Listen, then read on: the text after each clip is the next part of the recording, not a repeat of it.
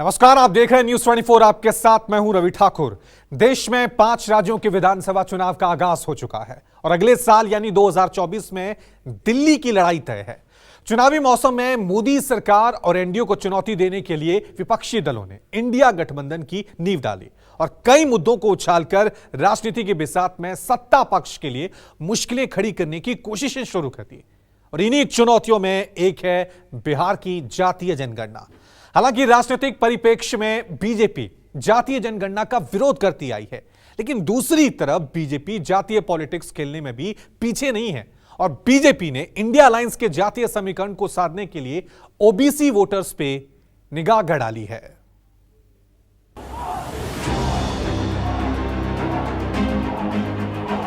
SC, ST, OBC के लिए PM Vishwakarma योजना लॉन्च की गई। राहुल गांधी जिंदाबाद। ओबीसी को जो भागीदारी मिलनी चाहिए वो कांग्रेस पार्टी करके दिखाएगी। ये लोग हमेशा से पिछड़ा विरोधी रहे। सबसे अधिक एमपी ओबीसी के संसद में बीजेपी के हैं कि नहीं? जाति जनगणना की काट तैयार, बीजेपी पहुंचेगी ओबीसी के द्वार।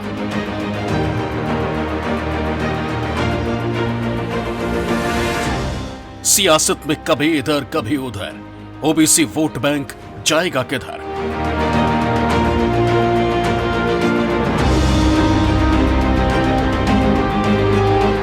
पार्टियों के लिए खास बना ओबीसी, ओबीसी को लेकर चुनाव की एबीसी।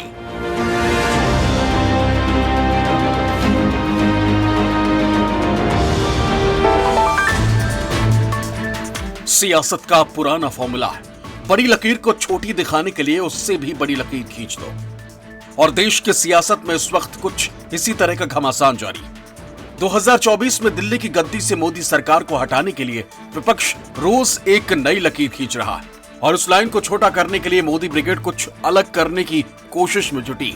लोकसभा चुनावों को ध्यान में रखते हुए एनडीए ने अपने पुराने साथियों को जोड़ने की कवायद शुरू की, तो मोदी सरकार को धराशायी करने के लिए विपक्षी पार्टियों ने एकजुट होकर इंडिया गठबंधन बना लिया। एक तरफ लोकसभा चुनावों के लिए सरकार ने महिला आरक्षण बिल पास करवाया, तो सरकार को घेरने के लिए विपक्षी गठबंधन ने बिल के समर्थन के साथ ओबीसी कोटे का मुद्दा उछाल दिया। बीजेपी ने विधानसभा चुनावों के जरिए राज्यों में ओबीसी महाकुंभ जैसे आयोजनों की तैयारी शुरू की, तो विपक्षी गठबंधन की पार्टियां भी ओबीसी वोट बैंक को रिझाने के लिए खास तैयारी करने लगी। राजनीति की इस रसाकसी में कभी बीजेपी आगे नजर आती है तो कभी इंडिया महागठबंधन बाजी मारता दिखाई देता है। बिहार में जातीय जनगणना के बाद देश का राजनीतिक माहौल बिल्कुल बदला सा दिखाई दे रहा है। ऐसे में नीतीश कुमार ने आरक्षण की नई सीमा को खींचकर देश में जातिगत जनगणना कराने की मांग के बाद एक राजनीतिक सुबुगाहट पैदा कर दी है और लोकसभा चुनाव के ठीक पहले दलितों और पिछड़ों की राजनीति का खेल भी परवान चढ़ने लगा है। बिहार में नीतीश सरकार ने जाति गणना की रिपोर्ट पेश करके ऐसा पासा फेंका कि बीजेपी उसकी काट ढूंढने को बेताब हो उठी। बीजेपी और आरएसएस जिस जाति गणना के खुलकर मुखालफत कर रही थी, अब उसी जाति गणना को अलग पैकिंग के साथ चुनाव में भुनाने की तैयारी कर रही है। मीडिया रिपोर्ट्स के मुताबिक 1 नवंबर को दिल्ली में बीजेपी केंद्रीय चुनाव समिति की बैठक हुई, जिसमें प्रधानमंत्री नरेंद्र मोदी, गृह मंत्री अमित शाह और पार्टी अध्यक्ष जेपी नड्डा भी मौजूद थे। बताया जाता है कि इस बैठक में फैसला हुआ कि जल्द ही बीजेपी ओबीसी सर्वेक्षण की घोषणा करेगी। बीजेपी का मानना है कि कांग्रेस हिंदू वोटों को बांटकर जाति जनगणना के वादे को दोहराती रहती है, लेकिन बीजेपी ओबीसी सर्वे की घोषणा करके उस रणनीति को कुंद कर देगी। बीजेपी इस पूरे मुद्दे पर कैलकुलेटेड रिस्क उठाने को तैयार दिख रही है। अगड़ी जातियों, कम प्रभावशाली पिछड़े वर्ग, अनुसूचित जातियों और जनजातियों को बीजेपी का अच्छा खासा समर्थन है। इस गठबंधन ने बीजेपी को हिंदी पट्टी में दूसरे दलों से काफी आगे खड़ा कर दिया है। निश्चित तौर पर बीजेपी के सर्वे से अगड़ी जाति के मतदाताओं को परेशानी नहीं है, क्योंकि आर्थिक रूप से कमजोर वर्गों के लिए जो 10% कोटा घोषित किया था, उसमें पहले ही उनका ख्याल रखा गया। 5 राज्यों के विधानसभा चुनावों के बीच बीजेपी विपक्ष के ओबीसी वाले दांव को लेकर सतर्क हो गई है। ये सवाल इसलिए भी उठ रहा है क्योंकि जिस तरीके से बीजेपी को जाति जनगणना के मुद्दे पर घेरने की तैयारी थी, बीजेपी जाति जनगणना के मुद्दे पर न तो चुप रह रही है और न ही सवालों को टाल रही है। कांग्रेस समेत तमाम विपक्षी दल इस मुद्दे को लेकर जिस तरीके से अपना चक्रव्यूह बना रहे थे, उस बीच बीजेपी इसका पलटवार करने की तैयारी में है।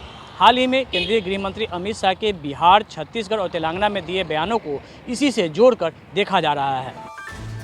बिहार में जातीय गणना के ऐलान के बाद से ही भारतीय जनता पार्टी नीतीश सरकार के फैसले का पुरजोर विरोध करती आई, लेकिन चुनावी मैदान में जैसे जैसे जाति गणना का मुद्दा हॉट टॉपिक बनता रहा, बीजेपी ने भी अपने स्टैंड को बदलने की कवायद शुरू कर दी।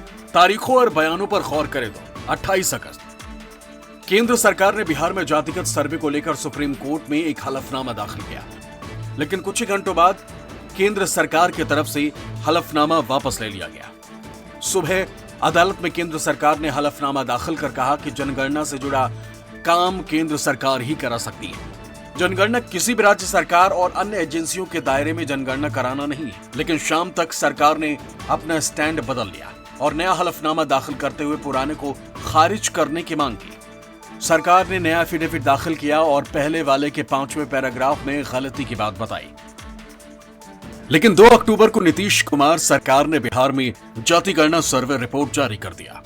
हम सबके सामने जो रिपोर्ट आई है ये प्रेजेंटेशन हो जाएगा और इसमें जो स्थिति है उसके आधार पर जो भी आगे बढ़ाना है काम करना होगा तो उसके बारे में देंगे।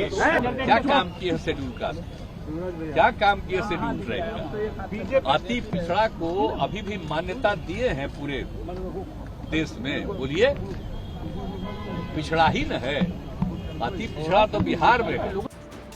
3 अक्टूबर यानी सर्वे रिपोर्ट पेश होने के अगले ही दिन ग्वालियर रैली से पीएम मोदी ने जाति गणना सर्वे पर हमला करते हुए इसे बंटवारे की राजनीति बताया।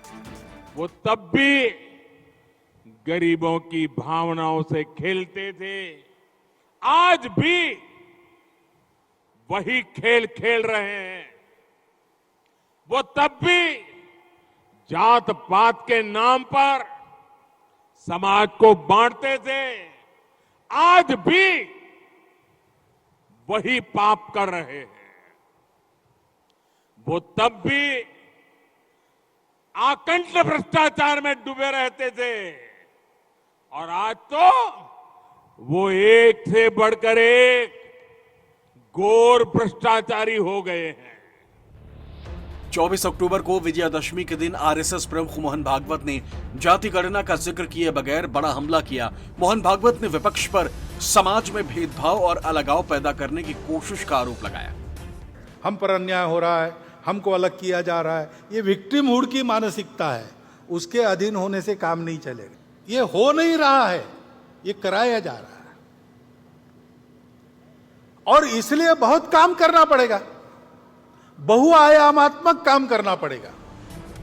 लेकिन 27 अक्टूबर को तेलंगाना में अमित शाह ने ओबीसी सीएम बनाए जाने की बात करके बड़ी चुनावी चाल चली। मैं आज तेलंगाना की जनता को कहना चाहता हूं, आप भारतीय जनता पार्टी को आशीर्वाद दीजिए, भाजपा की सरकार बनाइए, भाजपा का अगला तेलंगाना का मुख्यमंत्री बैकवर्ड कास्ट से होगा, ये हमने तय किया है। 3 नवंबर को बीजेपी ने रायपुर में छत्तीसगढ़ चुनाव के लिए घोषणा पत्र जारी किया। घोषणा पत्र जारी करते हुए अमित शाह ने जाति राजनीति की खिलाफत करते हुए विपक्ष पर हमला किया।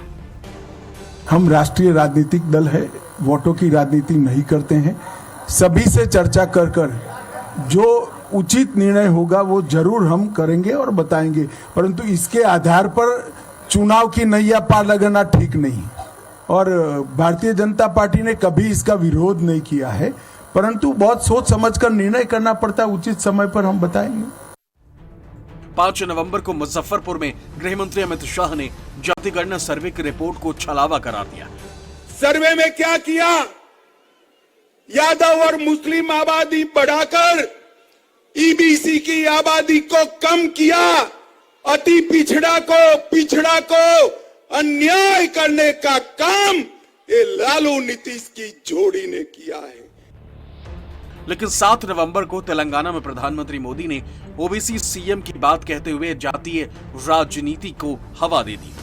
पूर्ण बहुमत वाली सरकार का बीजेपी का सीएम भी ओबीसी पहली बार यहां बनने वाला है। आज भाजपा देश की एकमात्र पार्टी है जो ओबीसी समुदाय को सबसे ज्यादा प्रतिनिधित्व देती है। आज देश में बीजेपी के 85 ओबीसी एमपीज है। आज देश में बीजेपी के 365 ओबीसी विधानसभा सदस्य है। आज देश में बीजेपी के 65 ओबीसी विधान परिषद सदस्य है।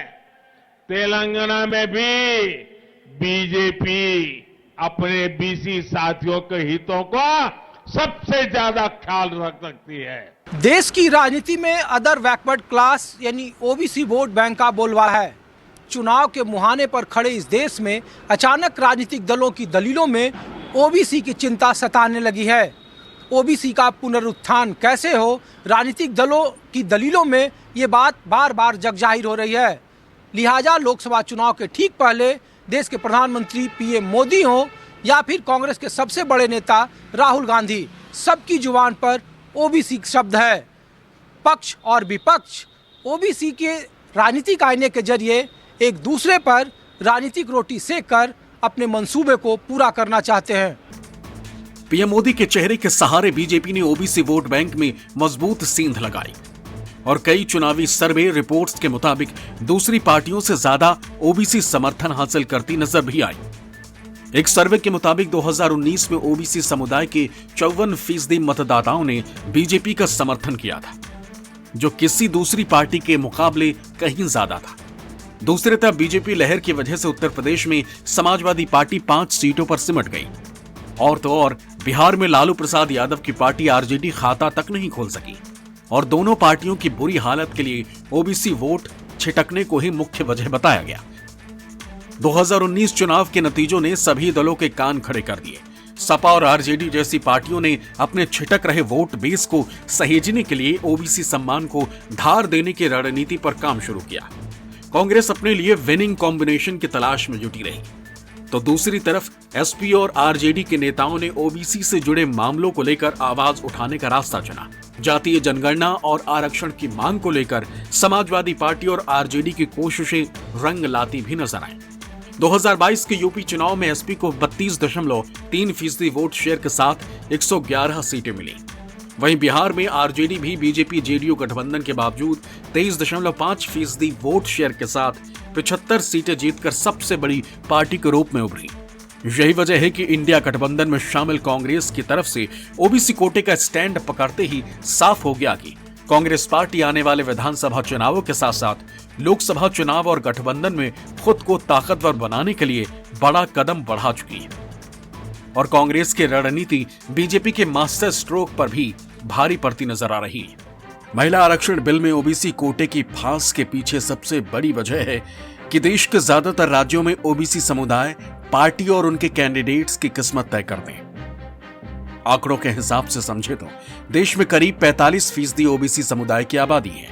राज्यवार ओबीसी आबादी की बात करें तो बिहार में 61%, उत्तर प्रदेश में 54%, राजस्थान में 48%, गुजरात में 47%, मध्य प्रदेश में 50%, छत्तीसगढ़ में 45%, आंध्र प्रदेश में 52%, तमिलनाडु में 71%, तेलंगाना में 48%, कर्नाटक में 62% और केरल में 69% ओबीसी आबादी है। ऐसे में लोकसभा चुनाव से पहले किसी भी पार्टी के लिए ओबीसी मुद्दे को नजरअंदाज करना नामुमकिन है। 2017 और 2019 में लगातार 2 बार दिल्ली की सत्ता पर काबिज होने वाली बीजेपी पर भी ओबीसी समुदाय ने अपना प्यार लुटाया और ओबीसी समुदाय का झुकाव 2009 से लगातार बीजेपी की तरफ बढ़ता गया है। ऐसे में विपक्षी दलों के साथ साथ बीजेपी के लिए भी ओबीसी कोटे की मांग को नजरअंदाज करना आसान नहीं। 3 लोकसभा चुनावों में ओबीसी वोट प्रतिशत की बात करें तो 2009 में 22% ओबीसी वोट बीजेपी को मिला था, वहीं कांग्रेस को 24% ओबीसी वोट हासिल हुआ था, जबकि क्षेत्रीय दलों और निर्दलीय प्रत्याशियों को 54% ओबीसी का साथ मिला। 2014 में 34% ओबीसी वोट बीजेपी के साथ गया, जबकि कांग्रेस को सिर्फ 15% ओबीसी वोट हासिल हो सका। क्षेत्रीय दलों और निर्दलीय प्रत्याशियों को 51% ओबीसी का साथ मिला। 2019 में बीजेपी के लिए ओबीसी का वोट प्रतिशत तेजी से बढ़ता हुआ 44% तक जा पहुंचा। वहीं कांग्रेस को 2019 में भी सिर्फ 15% ओबीसी वोट मिला। क्षेत्रीय दलों और निर्दलीय प्रत्याशियों को मिलने वाला वोट प्रतिशत भी घटकर 41% हो गया। 2023 में 5 राज्यों के विधानसभा चुनाव, 2024 में लोकसभा के चुनाव और 9 राज्यों के विधानसभा चुनाव तय। ऐसे में हर पार्टी हर समुदाय को साधने की तैयारी कर रही है और महिला आरक्षण बिल और बिहार की जाति गणना के साथ ओबीसी समुदाय का हितैषी बनने की होड़ शुरू हो चुकी है। Bureau report, news 24।